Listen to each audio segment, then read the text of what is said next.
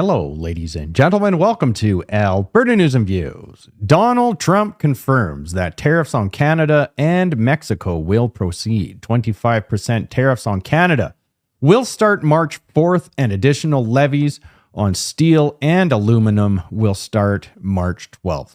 Time for everyone to stop congratulating themselves and start building. Recession confirmed. We're on time with the tariffs, and it seems like that's moving along very rapidly. We've been mistreated very badly by many countries, not just Canada and Mexico. The Bank of Canada governor, Tiff McCollum, said if we don't do something practical and fast, we might head into a depression. It's crazy. Check this out. We all knew this was going to happen. In the case of a trade war, there's no bounce back. If you introduce tariffs, the economy works less efficiently. We don't get those economies of scale. Businesses can't grow their businesses by growing their exports to the United States. So they're going to invest less. There's going to be less production. Incomes will be lower in Canada. And unless we introduce a new structural shock, some structural reform that boosts our potential output, but boosts supply, there's no bounce back. So what that means, for monetary policy, we can't change that reality. The economy is going to a permanently lower path. So the only thing we can do is we can help smooth the painful economic adjustment to tariffs. But even there, monetary policy is constrained because we have to make sure that the tariff problem doesn't become an inflation problem. So what that means is you're not looking like a COVID type response. We're going to have to proceed quite carefully. We're going to have to balance yes, there will be downward pressures on inflation from the weakness in the economy, but there's going to be also upward pressures from higher import costs, a weaker Canadian dollar, inevitable supply chain disruptions. That'll all increase cost, and that'll put upward pressure on inflation. So we're not. I mean, what I was really trying to convey in my remarks today is we're not thinking of a COVID type response here. Canada is in a state of stagflation right now. We have been for years. Our productivity is an absolute free fall. We've let in millions and millions of immigrants that aren't contributing and working, and they are a strain on all of our social structures, our healthcare, our education, housing, absolutely everything, and it's costing us hundreds of billions of dollars to support them. And it's just a perfect storm is what it is. And, maybe this is all by design. Donald Trump has not said once that he plans on annexing Canada or invading Canada. But things are going to get really, really bad here. And the opening statement from Freeland at the Liberal leadership race tonight speaks volumes at what the government is doing right now. They are making Donald Trump look like he is at our border right now. That's what they're making it seem like. He's at the border right now with this military ready to just take us over. And it is not true at all. The reason they are doing this is because they have to create a bad guy. If Canada goes into a depression because of these tariffs, they want you to believe that it is 100% because of Donald Trump.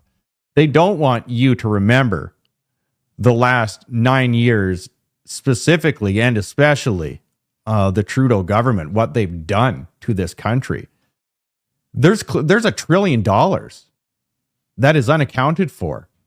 There are so many scandals. I can't even count the number of scandals on my fingers and toes. It's unbelievable. It's the reason why Justin Trudeau prorogued Parliament. He shut us down because he stopped investigation.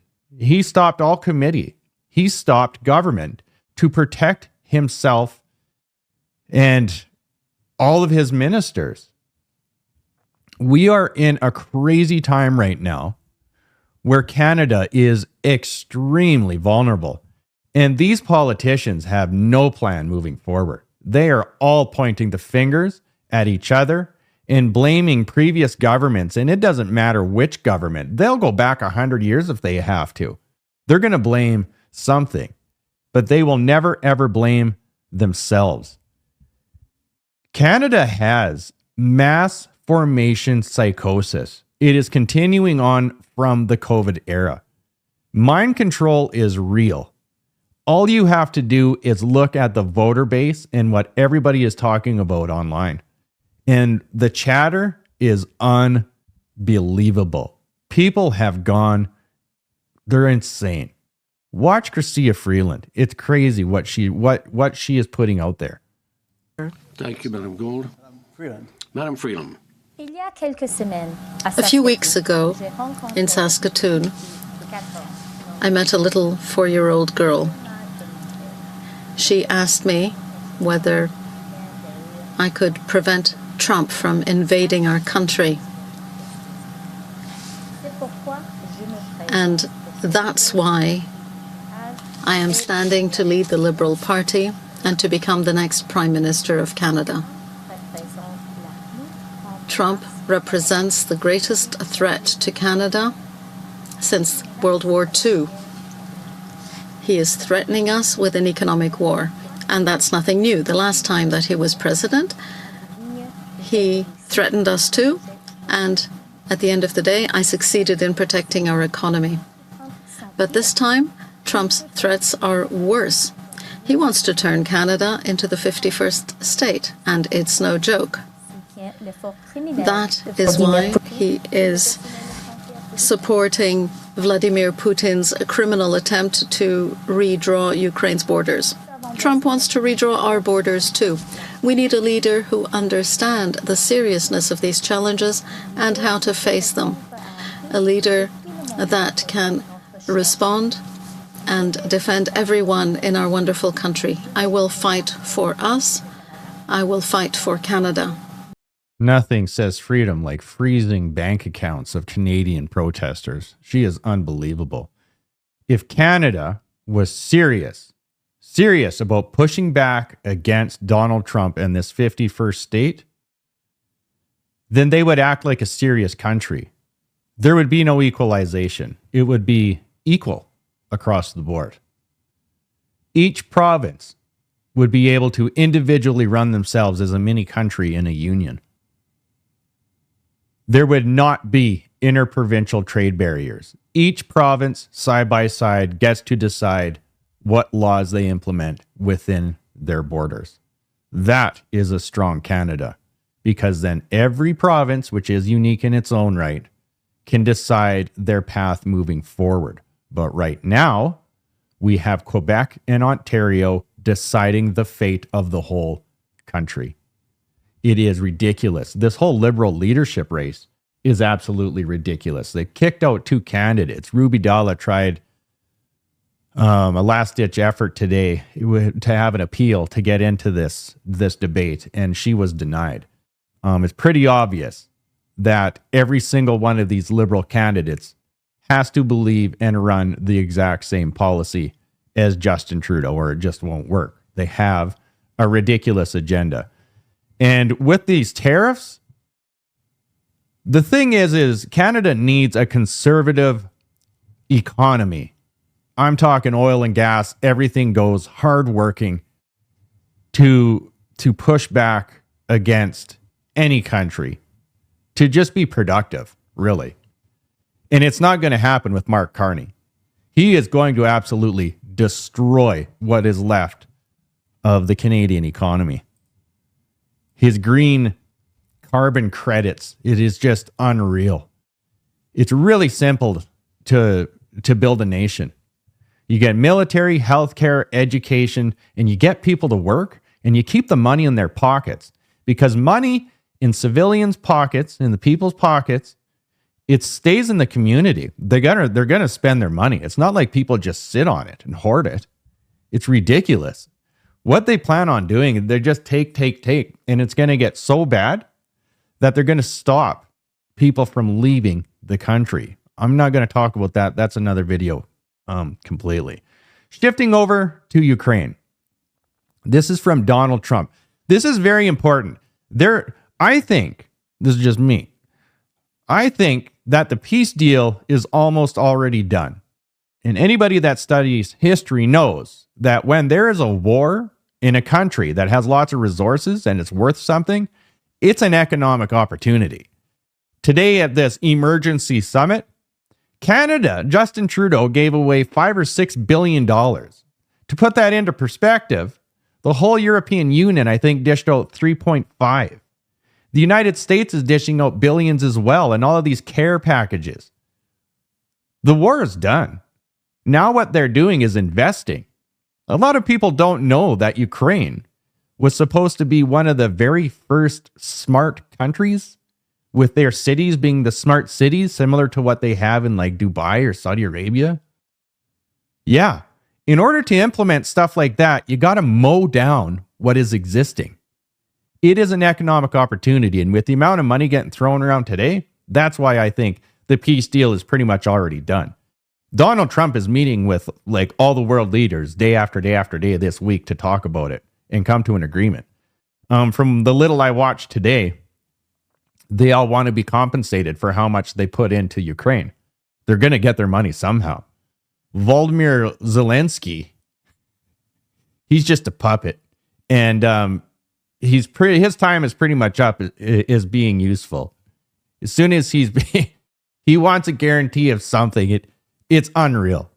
Anyway, Donald Trump says, today, President Emmanuel Macron of France joined me in the Oval Office to speak to the G7 summit. The meeting was convened by Governor Justin Trudeau of Canada, the current chair of G7, to acknowledge the third anniversary of the Russia-Ukraine war, which would have never started if I was president. Everyone expressed their goal of seeing the war end, and I emphasized the importance of the vital critical minerals and rare earths deal between the United States and Ukraine.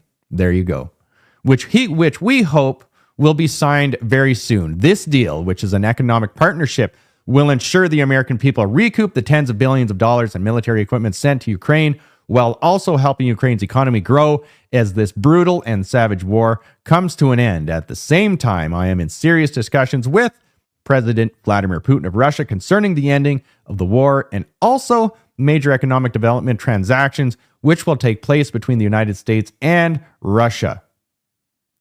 Major economic development transactions which will take place between the United States and Russia. Talks are proceeding very well. Now, I'm just going to leave this here. This is Danielle Smith.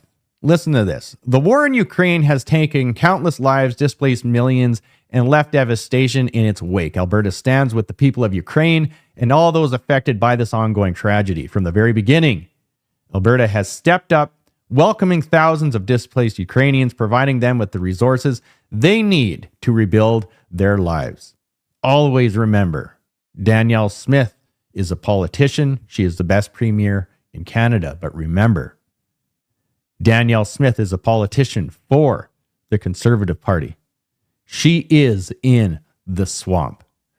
They have to do and say whatever it takes to be competitive, unless you are independent.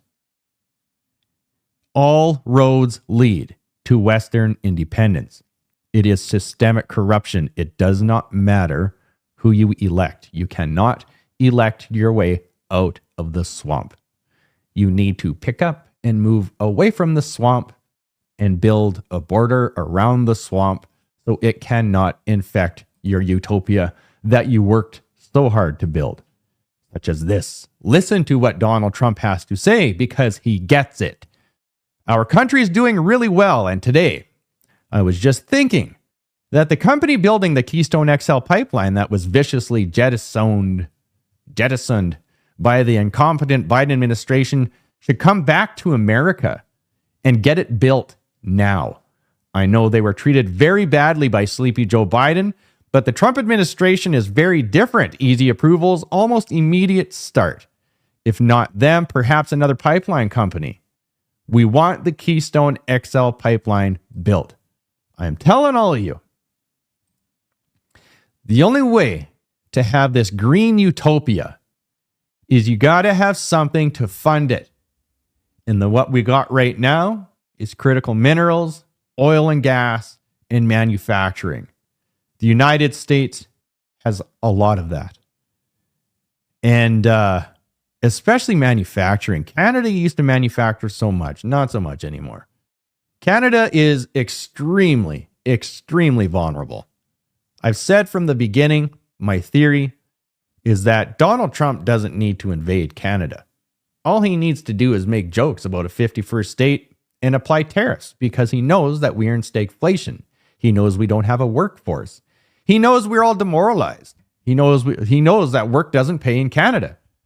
So what he's doing is he's putting on the economic squeeze into Canada, jokes about a 51st state to destabilize us, and he's going to make a deal. He's already making them. He's going to cut income tax, and he's going to say, America is building.